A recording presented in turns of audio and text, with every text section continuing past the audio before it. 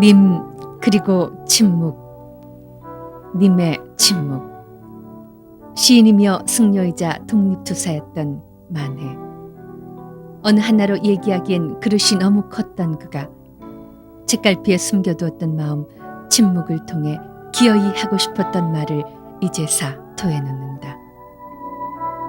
평생 님을 그리다 못 본 채 간 그의 노래가 오늘날까지 살아있음은 무엇을 뜻하는가? 여전히 님이 침묵하는 이 시대에 그의 노래가 선명히 들려오는 건 무엇 때문인가?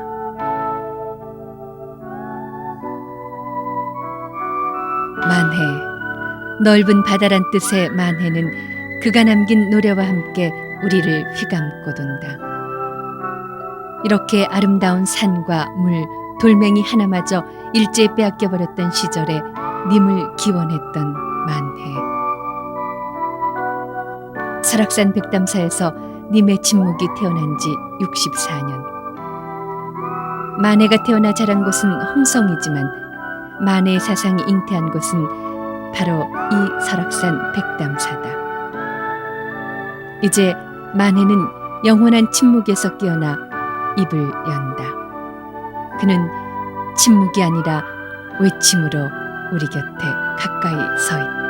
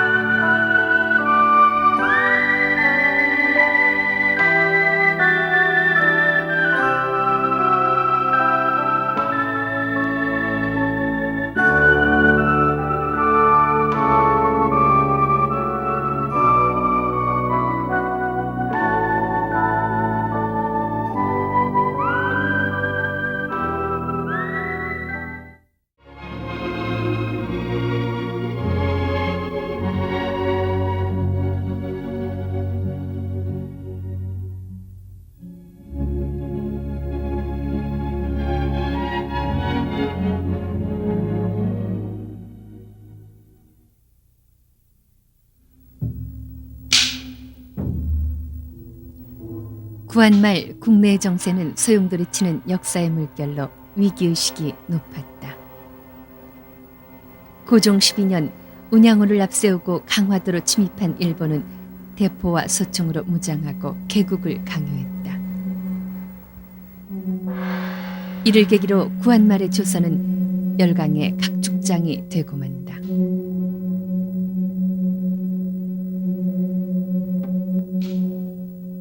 이러한 위기의 시대에 태어난 만해는 운명적으로 순환과 저항의 일생을 보낸다.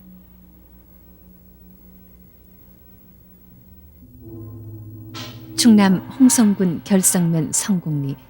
만해는 두메산골인 이곳에서 가난한 관군인 한웅준의 차남으로 태어났다. 청주 한씨 집안에서 내려오는 가보인 파나 사목을 보면 만해의 집안은 대대로 벼슬을 했고 그의 아버지는 세조 때 한명회의 14대 손이다. 증조부는 지중추 부사를, 조부는 훈련원 첨정을 지냈다. 그러나 아버지 한흥주는 보잘것없는 벼슬아치였다. 몰락한 양반의 집안에서 태어난 만해는 6살 때부터 서당에 다니면서 한학을 배웠다. 만해는 그를 깨우치는 속도가 어찌나 빠른지 같은 또래를 가르치는 서당의 숙사가 된다. 그의 나이 14살 때 그는 아버지의 뜻에 따라 2살 위인 전정숙을 아내로 맞는다.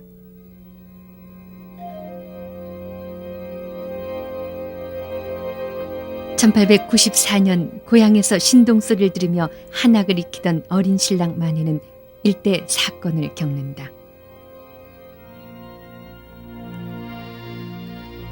썩어빠진 조정과 외세에 항거하고자 전라도 고보군에서 시작된 동학혁명은 삽시간에 전국으로 번졌다.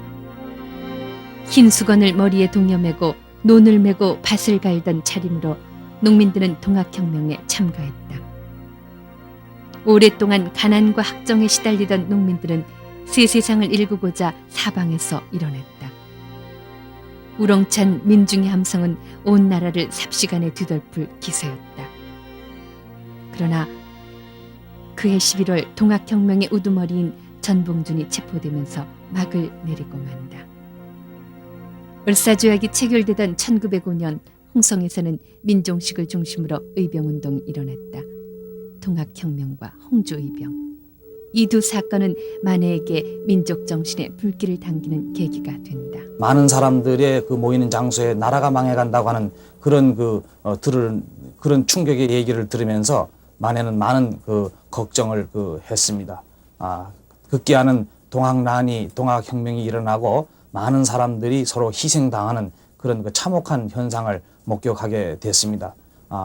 만해는 그때 거기서 서상기가 떠올랐습니다. 밤낮 근근 살자 하다가 생명이 가면 무엇이 남는가, 부귀인가 영하인가.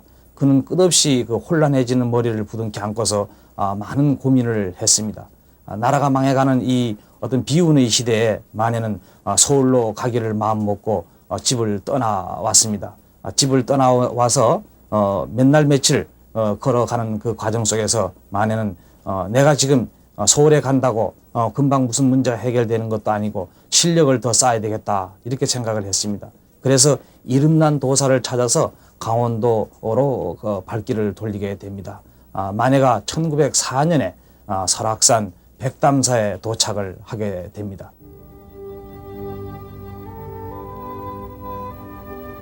떠오르는 해를 머리에 이고 저 아래 가득 펼쳐진 설악산. 1904년 만해는 절망적인 현실을 목격하면서 깊은 회의에 잠겼다.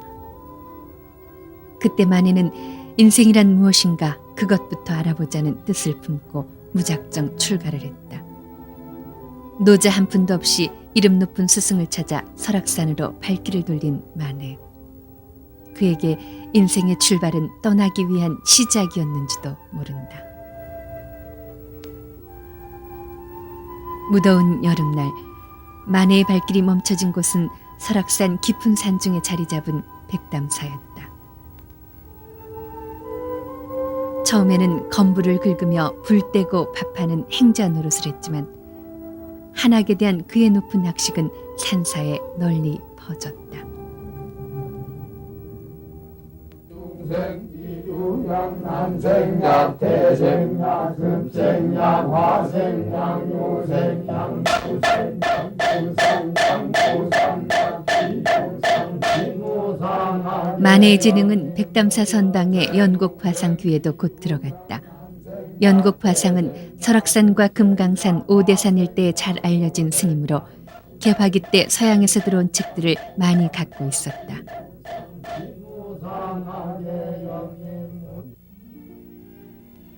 연곡화상이 만해에게 구해다 준 은빙실문집. 이 책은 그에게 서양 철학과 근대 문명에 대한 이해를 싹트게 했다. 은빙실문집으로 새로운 사상에 눈을 뜬 만해는 역시 연곡화상이 건봉사를 통해 구해다 준 영환지략으로 더욱 넓은 시야를 갖게 된다.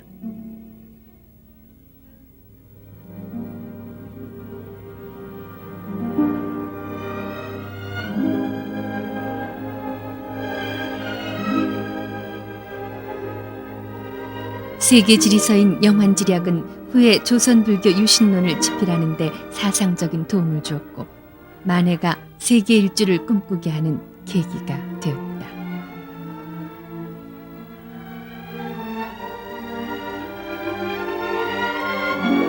금강산 기슭의 건봉사.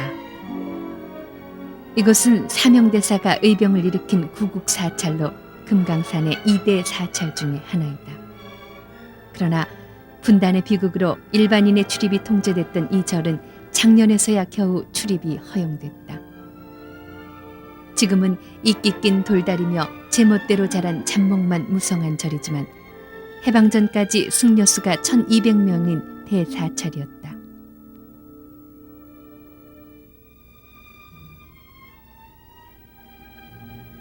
더구나 문물 집산지인 원산항과 가까워서 서양 문화와 새로운 문물이 건봉사로 직접 들어왔다. 1907년 만해는 건봉사 선원에 들면서 불교 사상의 기틀을 잡게 된다. 한영훈 스님이 이것에 주석하고 계시면서 이 검봉사 강원에서 글 공부를 하고 또 한영훈 스님이 여기에 와 계시는 것으로 인해서 많은 독립투사들이 은신처로서 활약을 했기 때문에 일제 식민지하에서 외인들로 하여금 주시를 받던 도량이기도 합니다. 특히 그 한영훈 스님은 이것에 계시는 동안 여기는 복명학교라는 연령대 사립학교가 있었습니다. 그 학교에 공부하는 사람들을 하여금 우리 민족의 정신을 심어주면서 불교의 자비사상과 호국사상을 심어서 나라를 생각하는 데 큰 교육이 됐고 또 한영훈 스님은 이것에서 글을 마친 후에는 백담사에 가서 수행하고 계신 거로 알고 있습니다. 속세의 이름 유천을 버리고 용운이란 법명을 얻어 승려가 된 만해.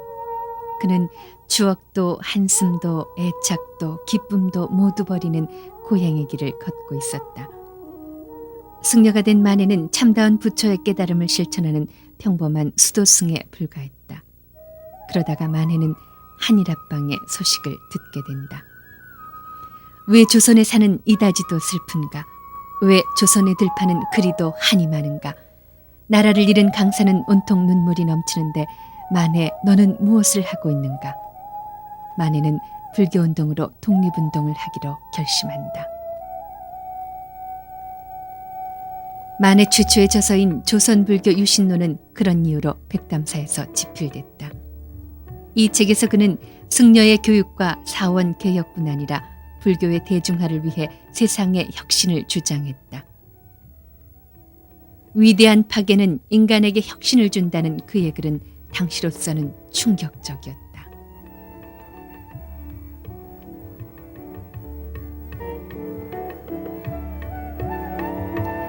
조선불교 유신론 마지막에 만해는 나의 이 목소리는 파리모기 소리가 아니라 닭울음 소리임을 깨닫길 바란다고 적고 있다.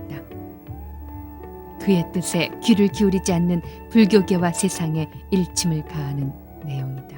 불교 유신론은 우리가 불교만 유신한 것이 생각되지만은 불교는 우리나라 사상사 가운데서 1600년이라는 오랜 역사를 가졌기 때문에 불교라 그러면 1600년의 역사를 대표하고 사상을 대표하는 측면이 됩니다.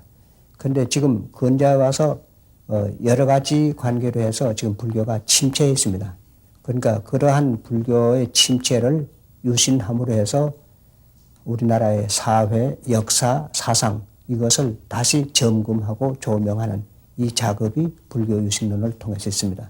결론적으로 말하면 불교 유신을 통해서 우리나라 사상을 재조명하고 우리나라 사상을 재조명함으로 해서 동서문화에서 동양사상의 정신문화의 우수성을 우리는 발견하고 그러므로 해서 민족이 중흥하고 우리 문화를 중흥시키는 그런 기원을 만들려는 것이 불교 유신론의 취지라고 봐야 되겠어요. 이렇게 보니까 불교 유신론은 스님 불교인 동시에 민족의 문제, 그 다음에 우리 일반 생활의 문제, 이와 결부되기 때문에 문학의 문제, 그 다음에 독립의 문제, 이와 결부된 이런 중요한 서적이라고 생각됩니다.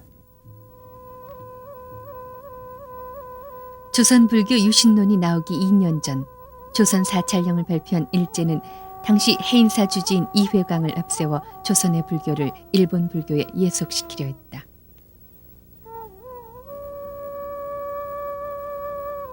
만해는 송강사에서 대대적인 집회를 주동해 조선 불교가 일본의 불교에 예속되는 걸 반대했다.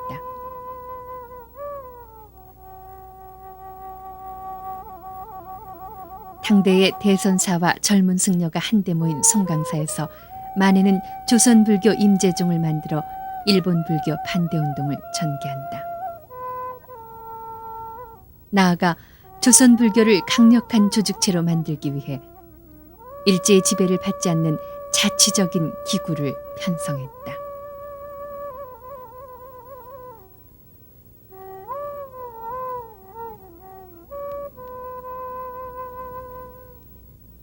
부산시 동래구 금정산의 범어사. 조선 임재종의 종무원이 범어사에 설치되자 만해는 종무원의 관장으로 범어사에 머물게 된다. 범어사에 있으면서 만해는 그가 몸을 담고 있는 불교계에서 점차 민족과 조국에 대한 관심을 넓혀갔다. 만해는 민족학교에서 강연회를 통해 사람들의 정신을 일깨웠다. 산 속의 불교가 아닌 대중 속의 불교를 주장한 만해는 범어사에서 그의 두 번째 저서인 불교 대전을 발행한다. 우리나라 3대 사찰 중 하나로 진리를 통해 도를 얻는다는 통도사. 만해는 이곳 경남 양산 통도사에서 1년 정도 지낸다.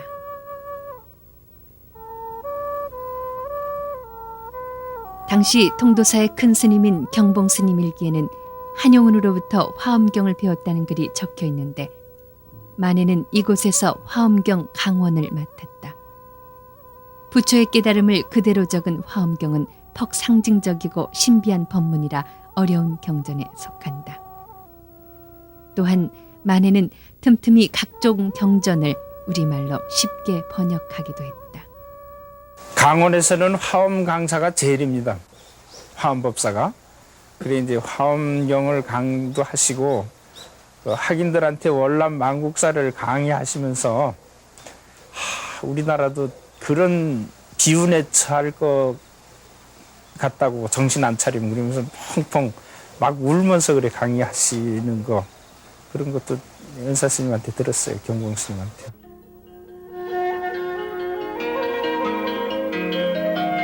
통도사의 장경각엔 해인사의 8만대장경 목각판을 찍은 영인본이 보관돼 있다.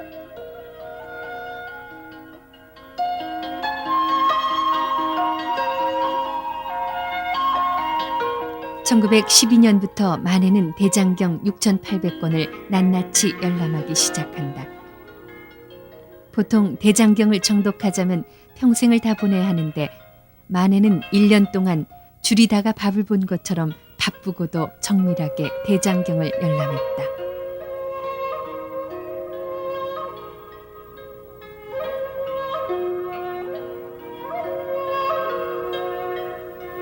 (1914년) 만해는 대장경을 주제별로 알기 쉽게 정리해서 조선 불교 유신론에 이어 불교 대전을 발표했다. 만해 스님의 불교 대전은 많은 경전이 들어갔습니다만 주되는 것은 대승경전에서 화엄경이 주가 됩니다. 그래서 화엄경에 나오는 내용들을 주로 했어요. 그 화엄경 사사라는 건 뭐냐 할 때 무의 사사입니다. 없을 무자, 걸릴 해자. 만해 스님 같은 분은 불교의 정신을 가지고 우리 국가를 구원하고 불교 정신을 가지고 문학을 통해서 민중을 교화하고 이러한 작업을 하니까 그랬자면은 불교 대전 같은 것이 1차적으로 필요하다고 해서 각 경전의 주요한 문제를 뽑아놓은 것이 불교 대전이다. 이렇게. 그래서 불교 대전의 위치는 이런 의미로 봐서 현재 불교 성전의 원형이고 과거의 불교 많은 경전들을 축소한 것이다. 종합한 것이다. 이렇게 보면. 그래서 축소판, 종합판이라고 이렇게 보시면 되겠습니다.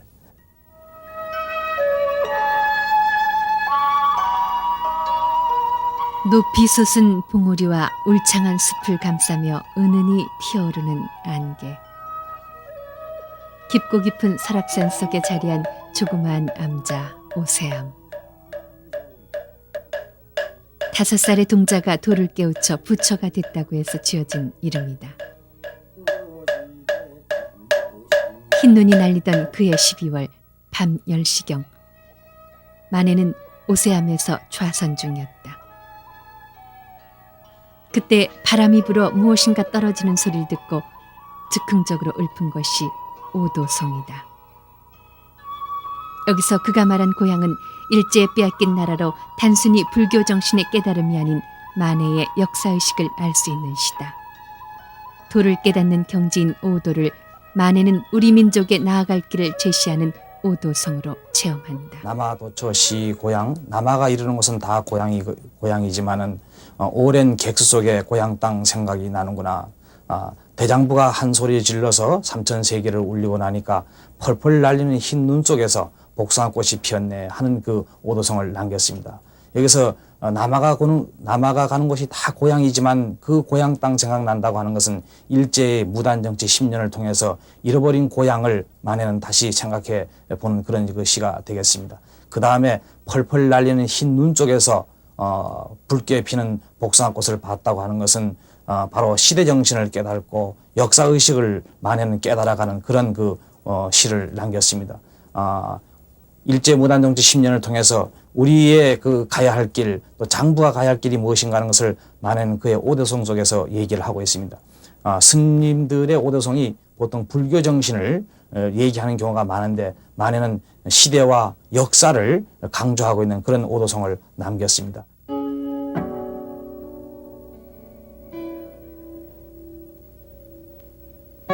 무단정치 10년은 흰눈 내리는 긴 겨울이었다. 그 눈 속에 복숭아꽃을 피울 때는 언제인지. 오도성을 지은 후 만해는 산에서 내려와 적극적인 현실 참여를 한다. 월간 유심지의 발행이는 만해로 이 잡지에는 거의 만해의 논설 수필 시가 실렸다. 문예교양지인 유심은 불교의 개혁과 신문화를 알리는 잡지였는데 3.1운동에 만해가 참가하면서 발행이 중지됐다. 오도성에 이어 유심을 발간하면서 만해는 본격적인 독립투사의 길을 걷게 된다. 1919년 3월 1일 오후 1시 반 태화관의 별실에 모인 민족대표 33명은 모두 비장한 모습이었다. 이 자리에서 만해는 독립선언의 의의와 독립운동에 대해 불을 뿜는 듯한 웅변을 토했다. 이어서 만해의 선창으로 만세 삼창이 태화관에서 울려 퍼졌다.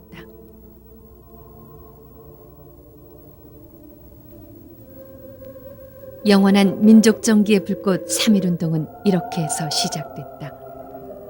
잠들고 있던 민족의 생명력이 뜨겁게 부활하는 소리는 전국에 드높았다. 민족의 자존과 생존을 외치는 3.1운동은 전국으로 번졌다.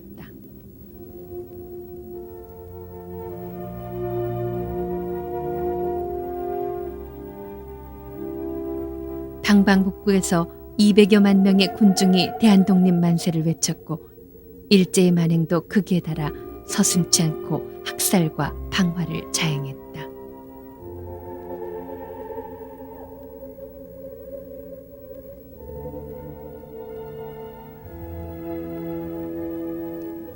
태화관의 민족대표 33명은 전원 구속돼 재판을 받았고 만해에게는 최고형인 3년이 구형됐다.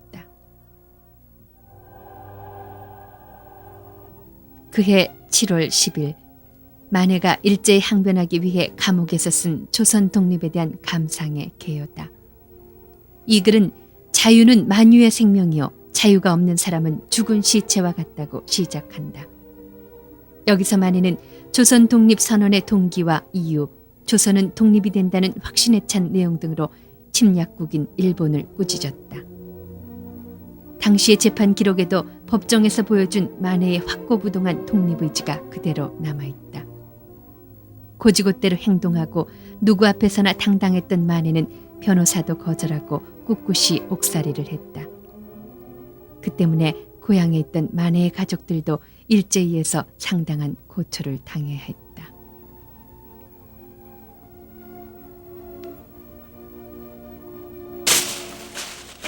전국을 떠들던 만해지만 그는 세상을 떠날 때까지 한 번도 고향을 찾지 않았다. 현재 홍주고등학교 뒤에 있는 만해 부친의 묘. 그렇게 귀여워하던 만해를 다시 못 보고 잡초 속에 초라하게 누워있다. 만해가 고향을 찾지 않는 이유는 이 한 장의 전령 때문이다. 부친에게 날라온 이 전령은 동학군을 진압하라는 조정의 교지였다. 동학혁명에 참가하고 싶었던 만해로서는 대단한 갈등이요 반발이 아닐 수 없었다. 그 때문에 출가한 만해는 다신 고향 땅을 밟지 않았다. 생계 유지 하시기가 그렇게도 참 비난하고 어려우셔서 참 조금 도와달라고 찾아가셨는데 그렇게 참 호통을 하시고 참 이것저것 나는 다 사직한 사람이니 다시 찾지도 말고 그냥 가라고 막 그냥 호통을 하셔서 참 빈손으로 그냥 오실 때 참 눈물을 짓고 오셨다고 그래요. 우리 할머님이. 예, 그렇게 오셔가지고 이제 그 용훈 씨의 형님 되시는 분은 이제 그 직접 제 할아버님이시죠. 그런데 이제 노라에 계시고 뭐 이것저것 아무것도 못 하시고 그러니까 그래 또 그분들은 학자님이시고 그러니까 그 참 이렇게 글로 써서 그 할머님한테 이거 암디 갖다 주시면은 그냥 말도 안 할 것이다 라고 해서 이제 그거를 참 가지고 갖다 드리면은 그 쌀도 좀 몇 마씩 주시고 그래서 그때 그냥 어떻게 참 생계 유지 하셨다고 그래요. 3.1운동으로 옥살이를 계속하던 마네는 1922년 2년 6개월 만에 출감한다. 마네가 백담사로 향하던 1925년은 그의 일생에 있어서 가장 위대한 연대기를 이룬다. 설학이 품고 있는 우주의 참기운, 생명을 사랑하는 하늘의 마음은 마네에게 위대한 시상을 심어준다. 흐르는 물 바위 하나, 단풍잎새 하나, 부처 아닌 것이 없고 스승 아닌 것이 없는 대자연. 아름다운 새소리, 시냇물 소리, 솔잎을 가르는 바람 소리, 산, 나무, 하늘, 바람, 구름. 그 속에서 많이 가진 자 버릴 줄 모르고 힘이 있는 자 물러갈 줄 모르는 인간의 탐욕은 얼마나 부질없는가. 이런 깨우침 속에 마네는 승려이자 독립투사에서 시인으로 한데 어우러진다. 바로 그 님의 침묵의 그 시상을 갖다 담은 곳이 백담사고, 또 그분이 출생은 충남 홍성에서 했지만은 그 만해의 사상이 잉태된 그런 만해 사상의 산실이 바로 그 백담사라고 얘기해도 뭐 틀린 말은 아니겠습니다.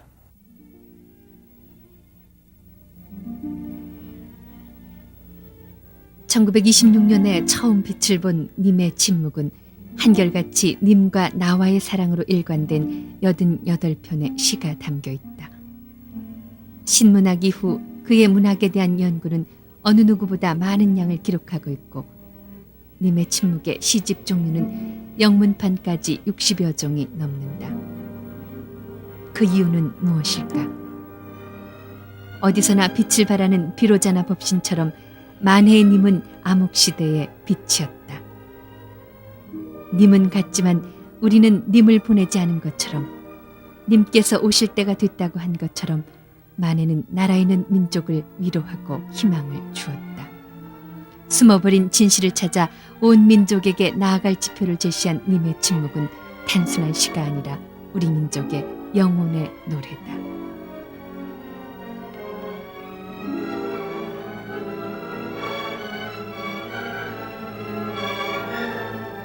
목숨이 다하도록 님을 찾다가 결국 님이 된 만해.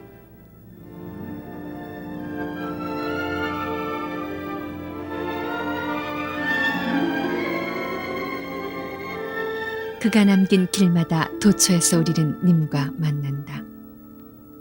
입이 있어도 말을 못하고 귀가 있어도 듣지 못하는 시대, 님이 상실된 시대에 만해의 님은 이렇게 우뚝 솟아있다.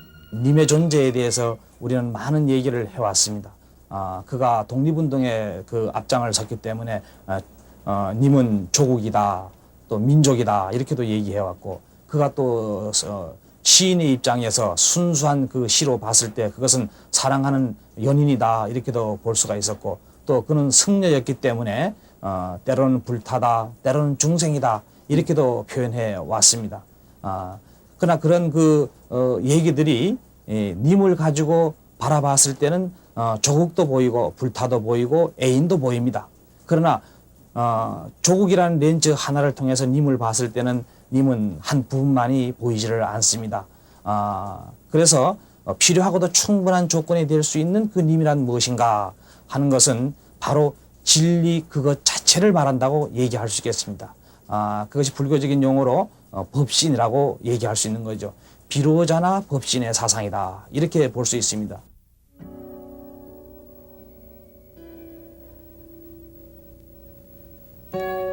님의 침묵 이후 만해는 사회 계몽을 위주로 한 독립운동을 펴나간다.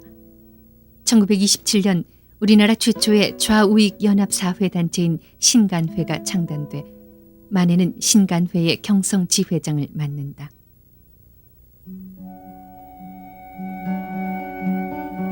신간회는 이상재, 만해, 조병옥, 홍명희 등이 중심이 돼 1년 만에 2만 명의 회원이 모인 대규모 조직체로 발전했다. 그러나 강연을 중심으로 활동하던 신간회는 좌우익의 극한 대립으로 곧 해산되고 말았다.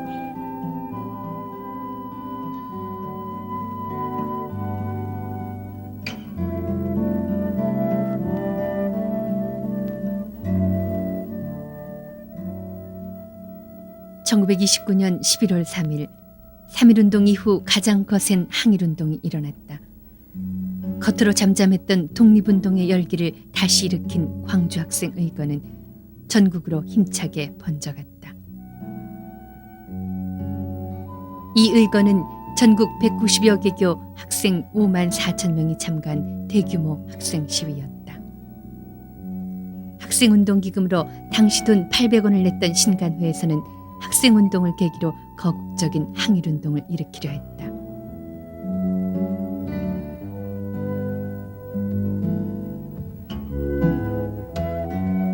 그러나 그 직전 신간회 간부는 모두 체포되고 당시 일간지에는 선학원의 한모 씨가 배우 인물로 등장한다. 바로 선학원에 머물던 만해 한영운이다. 광주 학생 의거와 신간회 실패에 대해서 깊이 좌절한 만해는 선학원에서 포교와 강연에 몰두했다. 일제의 사찰령 때문에 절사자 대신 원을 붙인 이곳은 설립부터 항일투사가 모여든 곳으로 일경의 감시를 받았다. 만해는 선학원에서 발간한 선언에 글을 실었는데 만해의 선사상이 잘 나타나 있다. 만해는 선이 아니면서 선인 것이 바로 선이라는 글에서 모든 걸 버리고 깨달음을 얻는 무아의 경지를 강조한다.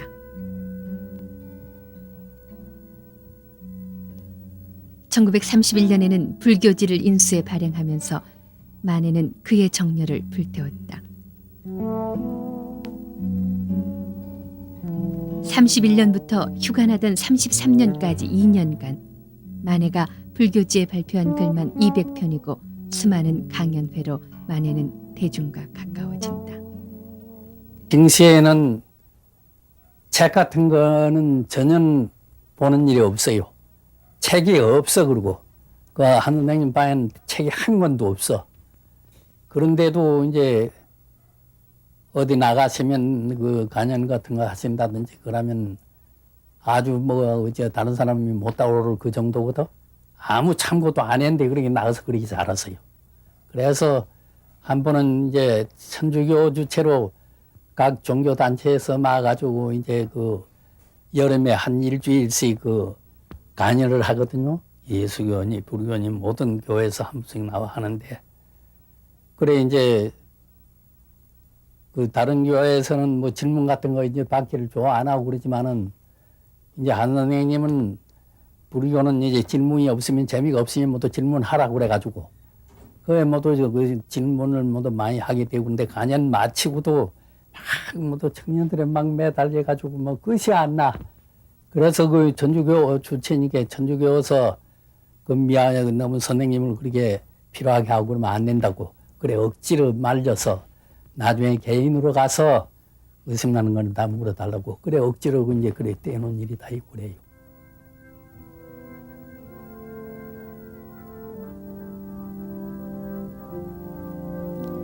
경남 사천군 북명산 기슭의 다솔사.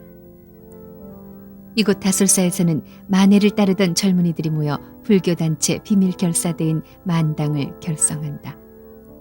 청신한 기운이 감도는 다솔사 경내에는 만해가 회갑돼 서울에서 내려와 심은 황금 측백이 하늘을 향해 곧게 서 있다. 1931년 불교 차원에서 새로운 독립운동을 하기 위해 만해의 후배와 제자들이 이 방에 모여들었다. 부처님께 소신 공양을 올려서라도 독립을 쟁취하자는 만해의 얘기를 듣고 마침 그 방에 있던 김동리는 소설 등신불의 소재로 삼는다.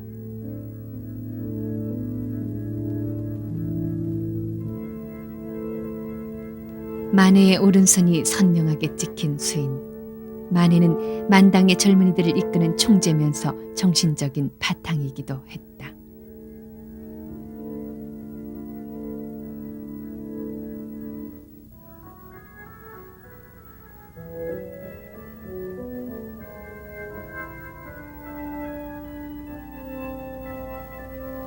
무예라고 직접 만해가 글자를 새긴 도자기는 만당 도자기라고 불리기도 한다.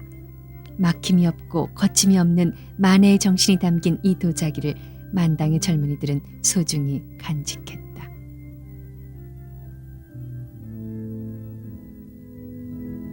만당은 그 1933년에 불교 청년들이 모여서 만든, 밖으로는 그 불교 단체를 표방하고 실질적으로는 그 독립운동을 내세웠던 비밀 결사 단체입니다. 주로 한용운 스님을 따르고 추종하던 학생들과 그리고 후배 제자들이 모여서 만든 단체입니다.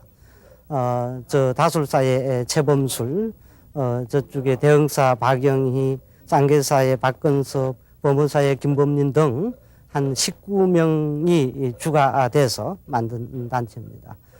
그래서 한용운 스님이 특히 여기에 정신적인 그 지주로서 크게 도움을 주시고 했지만 밖으로는 나타나지 않았던 것 같습니다. 그리고 이게 1933년이니까 주로 1919년에 불교 독립운동을 할 때 불교의 그 학생들이 이제는 자라서 중견도 되고 그래서 세월도 갔지만 이때 다시금 독립운동에 불을 지폈다고 하는 점에서 그런 역사적인 의미가 있을 것입니다.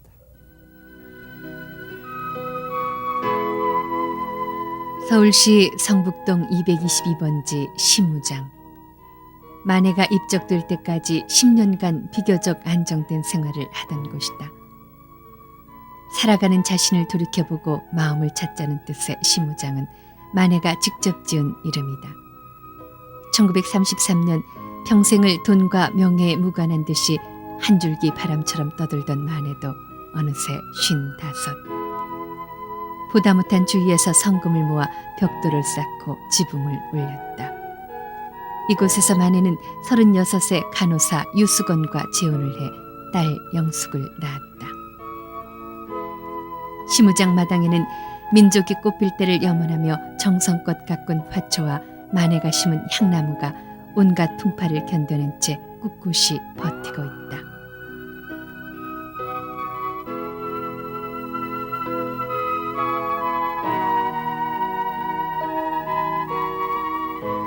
세상의 작은 것을 사랑하고 가꿨던 만해의 소박한 심성이 햇살처럼 따스하게 느껴진다.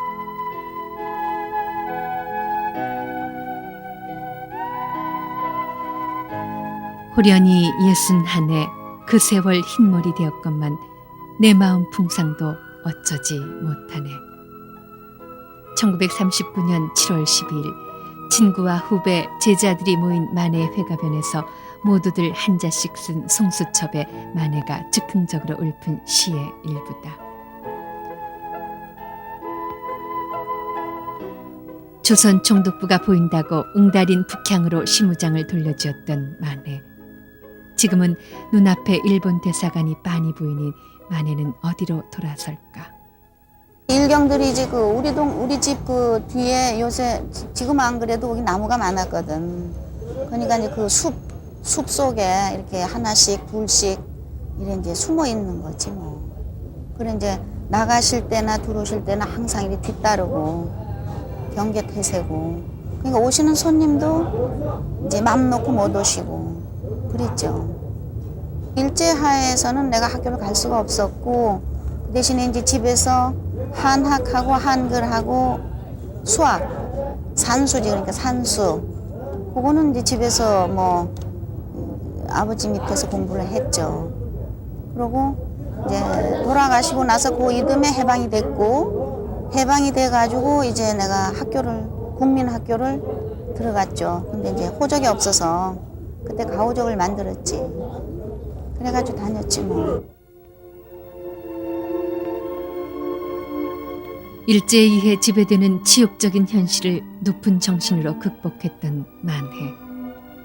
창씨 계명을 거부하고 외동딸 영숙을 일제 호적에 끝까지 올리지 않았던 만해. 3.1운동으로 투옥된 만해는 일제의 심한 고문으로 평생 채머리를 흔드는 고통을 당해야 했다.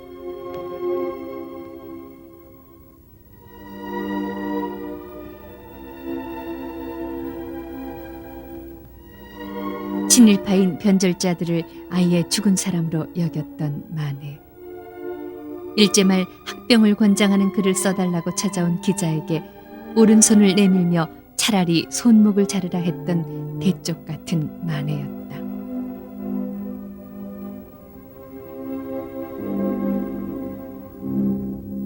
궁핍한 생활로 영양실조에 만성신경통을 앓던 만해는 해방을 1년 앞둔 1944년 6월 29일 아내와 어린 딸, 빼앗긴 조국을 남기고 입적했다.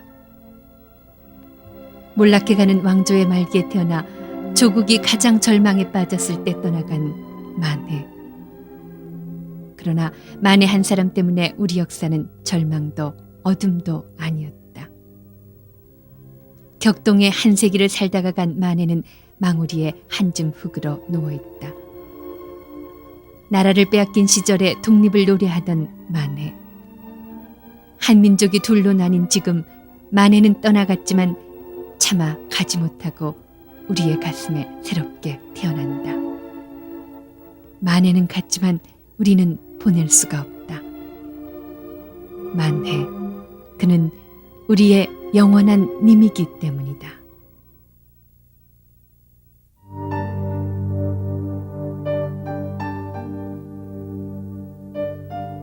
님은 같습니다.